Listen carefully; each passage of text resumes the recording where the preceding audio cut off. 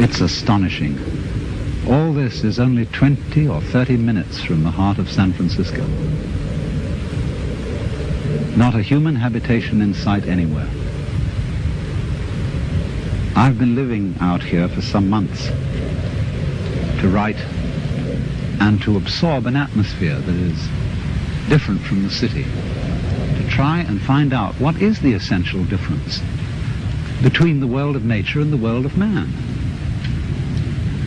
Because there's an obvious difference, like the difference of artistic styles. No one, for example, would confuse a painting by Leonardo with a painting by Picasso, or music by Bach with music by Shostakovich.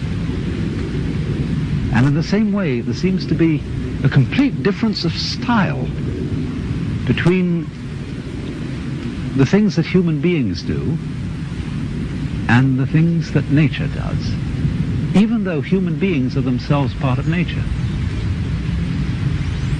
On the one hand, nature is wiggly. Everything wiggles. The outlines of the hills, the shapes of the trees, the way the wind brushes the grass, the clouds, the tracks of streams. It all wiggles. And for some reason or other, we find wiggly things very difficult to keep track of. And you know, we say to people, keep still so that I can see you. Keep still for the camera. And we say, well, let's get things straightened out. Let's get this ironed out. Let's get it all squared away. And then somehow we think we understand things when we have translated them into terms of straight lines and squares. Maybe that's why they call rather rigid people squares. But it doesn't fit nature. You know, wherever human beings have been around and done their thing, you find rectangles. We live in boxes. Our streets, especially across states like Kansas and Nebraska, are laid out in a grid pattern. Why, they even dropped a grid pattern on top of San Francisco with all those hills so that cars run away. Because it seems that the human being really has a very simple kind of mind. And all this wiggliness is too complicated. I don't think it really is complicated. Because after all, it's very simple to move, say to raise something or to open and close your hand. It's perfectly easy because we don't have to think about it. Things become complicated only when we think about them.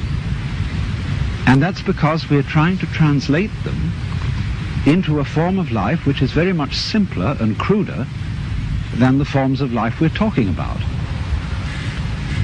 A triangle is very much simpler and cruder than a mountain, even though you may represent a mountain with a triangle. Human beings are just as wiggly as nature, and our brains are an incredible mess of wiggles. And that's the part of ourselves that we understand least of all. I'm afraid the problem is partly due to Mr. Euclid, who invented geometry, because he didn't really measure the earth. He measured and gave us ideas about the very simple forms in his own mind. And perhaps we should come to the conclusion that he really had a rather weak intellect. Because sometimes when I'm in the middle of all this, I feel as if I were in the middle of an amazing brain. In other words, the brain is a network of interconnected neurons. And each one of those neurons is a fairly simple affair because it either fires or it doesn't fire. It gives you the message on or off, yes or no. But what we call things, the plants, birds, trees, are far more complicated than a neuron, and there are billions of them. And they are all living together in a network. Just as there is an interdependence of flowers and bees, where there are no flowers, there are no bees, and where there are no bees, there are no flowers. They're really one organism. And so in the same way, everything in nature depends on everything else. So it's interconnected. And so the many, many patterns of interconnections lock it all together into a unity, which is, however, much too complicated for us to think about, except in very, very simple, crude ways. But I am part of all this. I am, as it were, one of the cells in this tremendous brain, which I can't understand, because the part cannot comprehend the whole. And yet at the same time, I don't feel, like so many people seem to feel, that I'm a foreigner or a stranger in this world. Its aesthetic forms somehow appeal to me more than most of the aesthetic forms which men have produced. I feel in it as if, in the same way, when you see a flower in a field, it's really the whole field that is flowering, because the flower couldn't exist in that particular place without the special surroundings of the field that it has. You only find flowers in surroundings which will support them. So in the same way, you only find human beings on a planet of this kind, with an atmosphere of this kind, with temperature of this kind, supplied by a convenient neighboring star. And so, just as the flower is a flowering of the field, I feel myself as a personing, a manning, a peopling of the whole universe. In other words, I seem, like everything else, to be a center, a sort of vortex, at which the whole energy of the universe realizes itself, comes alive. A sort of aperture through which the whole universe is conscious of itself. In other words, I go with it as a center to a circumference. You know, the astrologers, in theory at least, may not have been so far wrong when, in trying to draw a picture of a human mind or soul, they drew a very crude map of the whole universe centered on the time and place of the birth of that particular person. It's not a bad idea, but I don't think the astrologers know how to read their maps, because the maps are too crude. But the essential point is obviously that each one of us, not only human beings, but every leaf, every weed, exists in the way it does only because everything else around it does. In other words, there's a relationship between the center and the circumference, which is rather like the relationship between the poles of a magnet. Without the center, no circumference. Without the circumference, no center. And although we say of poles that they're the poles apart, that is to say, extremely different, there's something between them, just as the north and south poles of a magnet are united by the magnet. So the individual and the universe are inseparable. But the curious thing is that while that's rather easy to see in theory, very few people are aware of it in an important, strong way, like one is aware of blue in blue sky or of the heat in fire. It's more of an idea than it is of a realization. And so it strikes me more and more that our failure to feel at home in this astonishing brain in which we live is the result of a basic initial mistake in our thinking about the world, and is in turn the cause of what is beginning to look like the failure of our technology, of the fact that everything we're doing to try to improve the world was a success in the short run, made amazing initial improvements, but in the long run we seem to be destroying the planet by our very efforts to control it and improve it. And it strikes me that that is because we are really too simple-minded to understand what we're doing when we interfere with the natural world strongly and on a vast scale. We don't really interfere with it because that would suggest that we were something different from it, something outside. But I think what we're doing is we are understanding it in terms of languages, numbers, in terms of a logic which is too simple for the job, too crude for the job. To begin with, we understand everything in terms of words or numbers, and they're stretched out in rows, in lines. And our eyes have to scan those lines in order to understand them. But when I scan this view, I don't do it line by line by line. I see the whole thing at once. I take it in with, as it were, a wide-angle lens. But when I try to understand the world through literature and through mathematics, I have to scan lines. You know, that's why it takes us so long to get educated in school, because our eyes have to scan and organize miles and miles of print. And that takes us 20 years or more to get through it.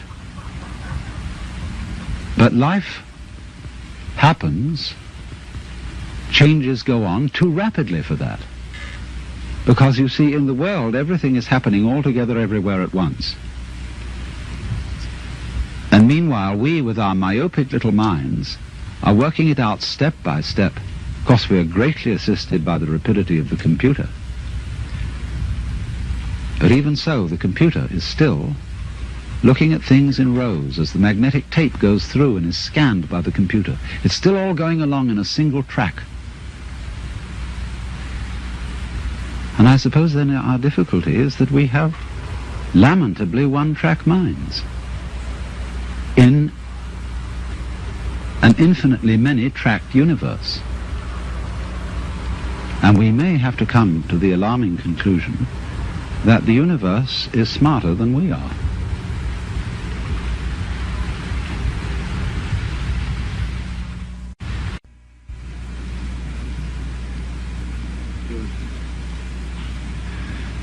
I've just come back from Los Angeles.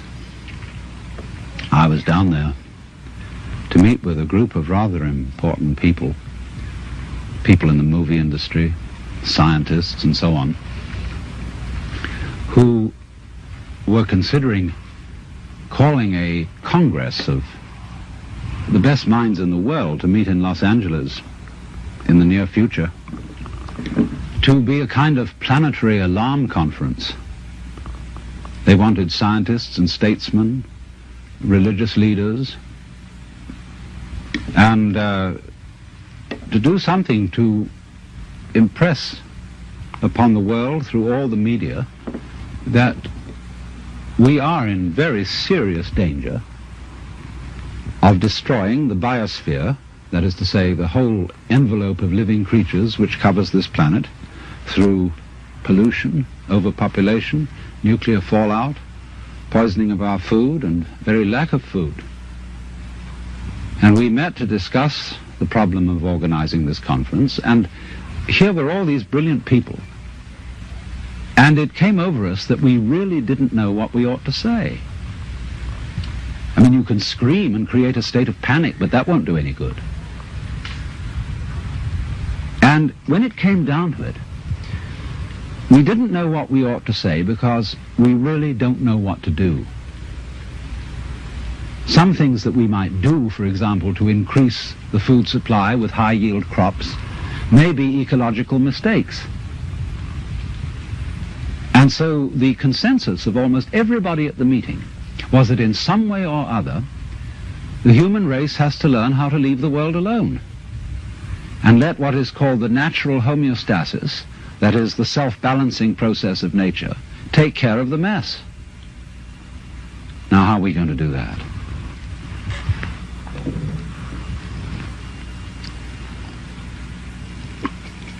This is Japanese ceremonial tea. It's good on a cold day. See, our problem is we don't really know how to stop. We've got something started and we see it's going in a wrong direction. And I think the difficulty is, to borrow an old Chinese saying, that when the wrong man uses the right means work in the wrong way. In other words, there's something wrong with the way we think. And while that is there, everything we do will be a mess. Now, what is it that's wrong? Now, as far as I can see, the basic mistake is that we've invented this wonderful system of language and calculation, and that it is at once too simple to deal with the complexity of the world, and also we are liable to confuse that system of symbols with the world itself, just as we confuse, say, money with wealth. A lot of people are in business to make money instead of wealth. When they make the money, they don't know what to do with it.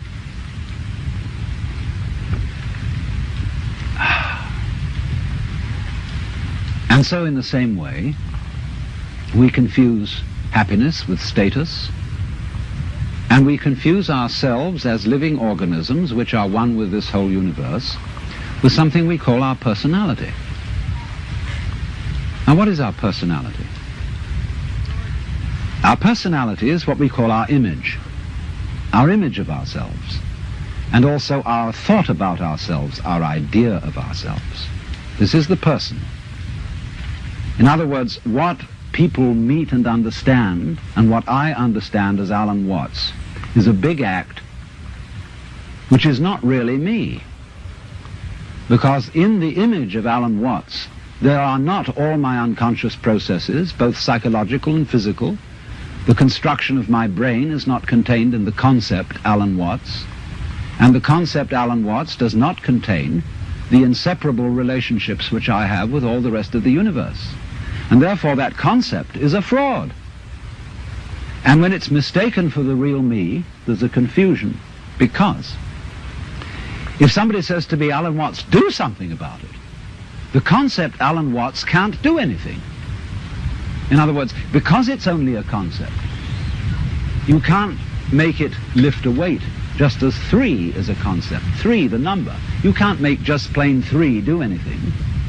So also you can't wrap up parcels with the equator. It's a useful imaginary line, but it can't do anything.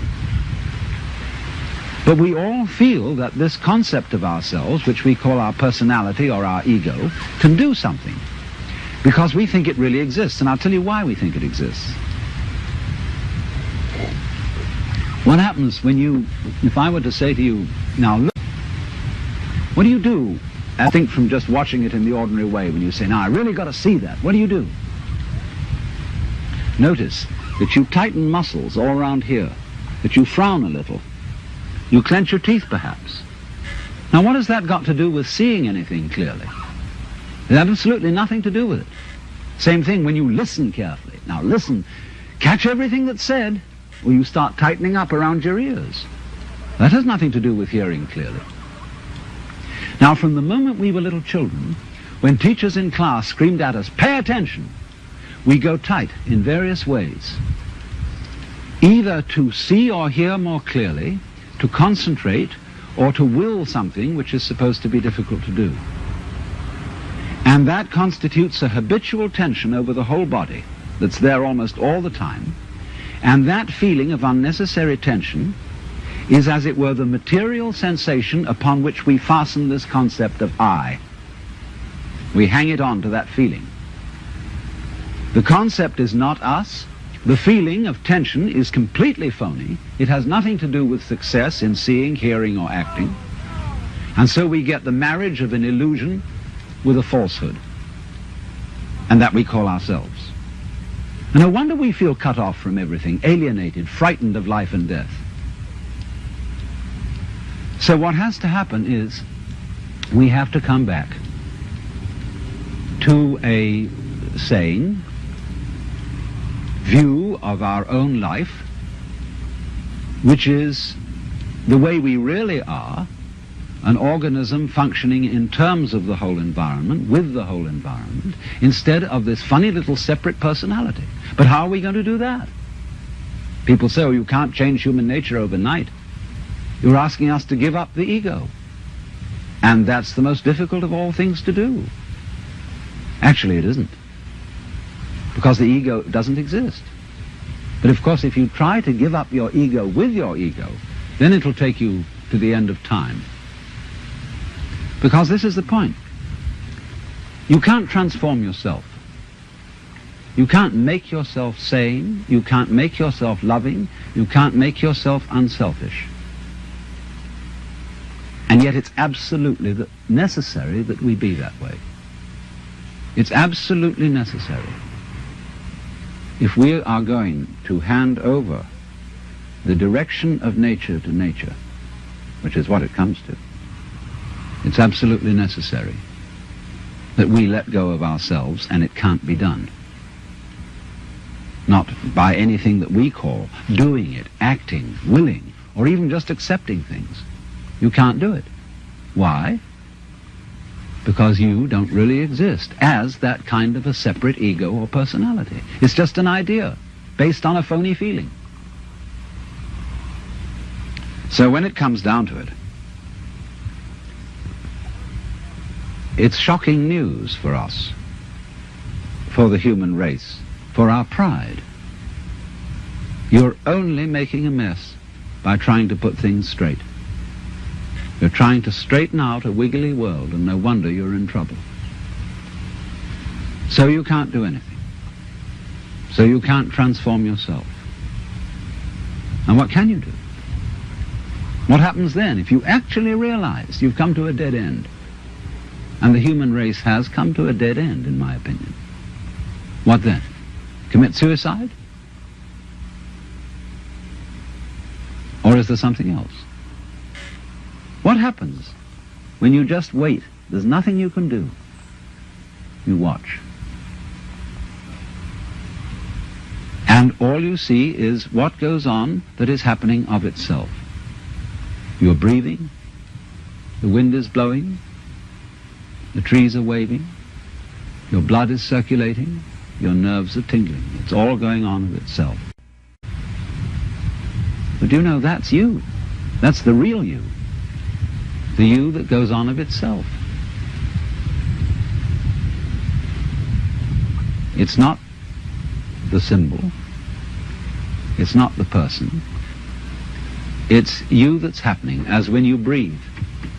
Yes, you can get the feeling that I am breathing by shoving your breath, but your breath goes on day in and day out without your doing anything about it or even thinking of it. The same way your brain is functioning without your forcing it.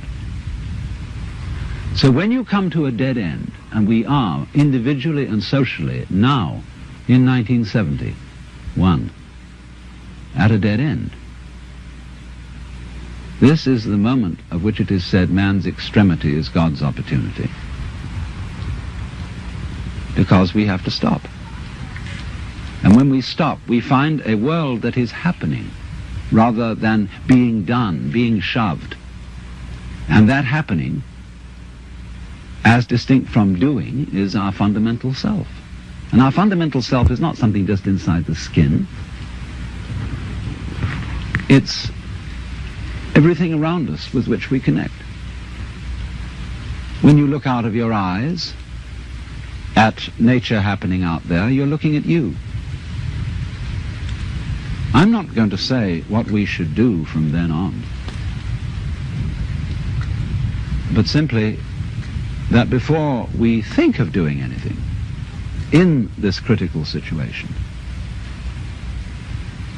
we realize the completely illusory nature of the beings that we think we are, and get back again to the beings that we really are, which includes all this outside world, no longer left outside.